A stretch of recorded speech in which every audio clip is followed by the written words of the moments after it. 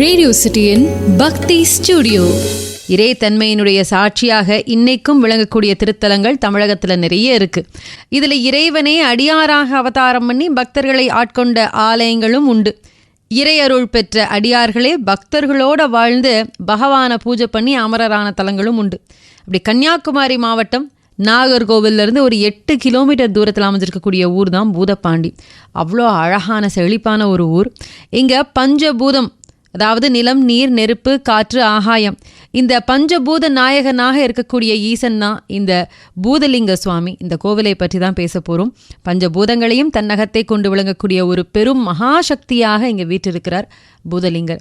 இவரை வணங்கினால் பஞ்சபூத தலங்களையும் வணங்கின ஒரு பலன் கிட்டுங்கிற நம்பிக்கை இருக்குது. கிட்டத்தட்ட 1000 ஆண்டுகளுக்கு முந்தைய கோவில்னு சொல்கிறாங்க. என்ன ஆச்சுனாக்கா, ஒரு 1000 வருடங்களுக்கு முன்னாடி மன்னர்கள் கைவசம் இந்த ஊர் இருக்கும் பொழுது ஒரு மன்னர் கைவசம் மாறிக்கிட்டே வரும் இல்லையா? அப்படி கவி பாடுவதில் வல்லவனாக திகழ்ந்த வழுதியர்கோன் அப்படின்னு சொல்லப்படக்கூடிய பூதப்பாண்டியன் ஆட்சி செய்த காலம். பாண்டிய மன்னன் வழுதியர்கோன் பூதப்பாண்டியன் ஒரு அதி தீவிரமான சிவபக்தன். ஒரு தடவை கொடுமையான நோய் ஒன்னால அவஸ்தப்பட்டு இருந்தாராம் மன்னன். நோயிலிருந்து தன்னை குணப்படுத்துமாறு மதுரை ஸ்ரீ சொக்கநாதரை வேண்டியிருக்கார். மன்னன் கனவில் தோன்றின இறைவன் பழையாற்றங்கரையில சோலையில நடுவே இருக்கக்கூடிய அந்த இடத்துல சுயம்பு லிங்கமாக நான் தோன்றி இருக்கேன், இந்த சுயம்பு லிங்கத்தை நீ வணங்கினால் பிணி தீரும்னு அருளி மறைந்தாராம். அந்த காலகட்டத்தில் அந்த ஆற்றங்கரை பகுதியில் தாடகை வனம் இருந்திருக்கு. அது தாடகை வனம்னு தான் சொல்லியிருக்கிறாங்க. பல்லாயிரக்கணக்கான கன்று, பசுக்கள், காளைகளுக்கு மேய்ச்சல் பகுதியாகவும் மக்களுக்கு பயன்படக்கூடிய விதத்திலும் தவம் பண்றவங்களுக்கு முக்தி தருவதாகவும் அந்த இடம் அமைஞ்சிருக்கு.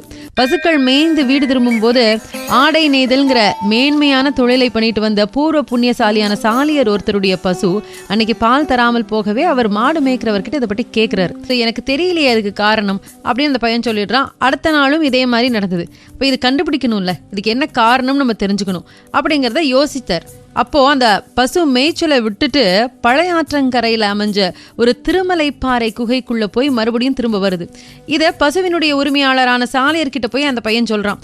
அடுத்த நாள் அந்த சாலியர் பசுவை பின்பற்றி அதை எங்கே போகுதுன்னு அது பின்னாடியே போகும்பொழுது மடி முழுக்க பால் நிறைந்த அந்த பசு திருமலைப்பாறை குகைக்குள்ள இருக்கக்கூடிய சுயம்புலிங்க திருமேனி மேல தன்னுடைய மடியை வைத்து பேரானந்தத்தோட பால் சிரியக்கூடிய அந்த தெய்வீக அற்புத காட்சியை அவர் பார்க்கிறார். அதனால இறைவனினுடைய திருமேனிக்கு சாலியர் கண்ட திருமேனின்னு பேர் வந்தது.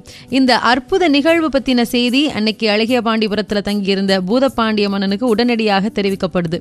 மன்னனும் அமைச்சர் பரிவாரங்களோட வந்து சுயம்புலிங்க திருமேனியை பார்த்து பேரானந்தம் அடைகிறான். மன்னனுக்கு இறைவன் அளித்த அந்த அசரீரி வாக்குப்படி இங்க வந்து ஸ்ரீ பூதலிங்கேஸ்வரரை வழிபட்டதனால வழுதியர்கோன் பூதப்பாண்டியனினுடைய தீராத வயிற்று வலி நோயும் நீங்க பெற்றதாம்.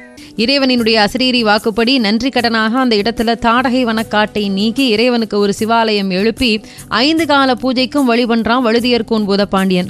ரத வீதியோட சிவாலயம் அமைந்த இவ்வூர் அன்னையிலிருந்து இறைவனுக்கு ஆலயம் அமைத்த வழுதியர்கோன் பூதப்பாண்டியன் மன்னனினுடைய நினைவாக பூதப்பாண்டிங்கிற பெயர் பெற்றதாக செவிவழி செய்தியும் இருக்கு. இந்த தாடகை வனப்பகுதியில ராமன் தாடகையை வதம் பண்ணின அந்த திரிச்சரம் 3 அம்புகள் கோர்ப்பு செய்யப்பட்ட இடமே இன்னைக்கு தரிசனங்கோப்பு அப்படின்னு மருவி வழங்கப்பட்டதாகவும் சொல்றாங்க. தாடகைன்னு சொல்லப்படக்கூடிய ஒட்டுமொத்த தீமையினுடைய உருவம் அளிக்கப்பட்டதுனால இந்த ஊர் தீமை இல்லாத புனிதமான திருத்தலமாக விளங்குது. அதனால இங்க வழிபடுறவங்க வேண்டியவாறு பெறறாங்க அப்படிங்கிறது ஒரு நம்பிக்கையாக இருக்கு. இந்த தலத்து இறைவியினுடைய பெயர் சிவகாமி அன்னை.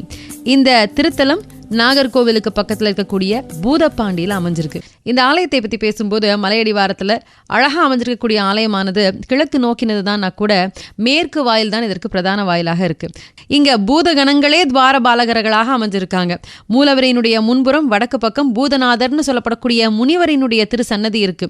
இவருக்கு வேக வைக்காத பொருட்களை மட்டுமே படைக்கிறாங்க. இவரும் வேண்டக்கூடியதையெல்லாம் வழங்கக்கூடிய ஆற்றல் மிக்கவர்னு சொல்றாங்க. இங்க இறைவனே பூசாரியாக வந்து பிரசாதம் வழங்கினதுனால அப்படி பிரசாதம் வழங்கப்பெற்ற ஆண்டி செட்டியார்னு சொல்லப்படக்கூடிய பக்தருக்கு பெருமை சேர்க்கக்கூடிய வகையில செட்டி மண்டபம்னு ஒன்று இருக்கு. மூலவரினுடைய வலது பக்கமாக அன்னை சிவகாமியினுடைய திருசன்னதியும் வடது பக்கம் காசி விசாலாட்சி விஸ்வநாதரினுடைய சன்னதியும் இருக்கு. கல்ல சங்கிலியும் சுழலக்கூடிய வலை அமைப்பும் அம்பாள் விமானமும் சிற்ப வேலைப்பாடுகளுக்கு ரொம்ப ஒரு எடுத்துக்காட்டாக இருக்கக்கூடியது. அது மட்டும் இல்லாமல் இந்த கோவிலில் மிக உயரமான தேரும் இருக்குது. ரொம்ப அதிக எடை கொண்ட ஒரு தேர் அப்படின்னு சொல்லுவாங்க. ஒவ்வொரு நாளும் காலையில் 5:10க்கு திருப்பள்ளி எழுச்சி வழிபாட்டில் திருவாசக போற்றி, திருவகவல் இதெல்லாம் எல்லாரும் சேர்ந்து பாடுறாங்க. 41 நாள் இந்த திருப்பள்ளி எழுச்சி வழிபாட்டில் கலந்துக்கிட்டா ஆன்மீக பலம், தீமைகள் அகன்று வேண்டுவன கிடைக்கக்கூடிய ஒரு வரம் அத்தனை பேருக்கும் நடக்கும். இது ஒரு கண்கண்ட உண்மை அப்படின்னு பக்தர்கள் சொல்றாங்க. மற்ற எந்த கோவில்லையும் இல்லாதது போல இந்த கோவில்ல அமாவாசைக்கு கிரிவலம் நடக்குது. பஞ்சபூதங்களும் இங்க வந்து பூதலிங்கரை வழிபட்டதுனால நம்ம அந்த கோவிலுக்கு போய் வழிபாடு செய்யும் பொழுது நமக்கு மிகச்சிறந்த பலன்கள் எல்லாம் கிடைக்குங்கிற ஒரு நம்பிக்கை உண்டு. ரேடியோ சிட்டியின் பக்தி ஸ்டுடியோ.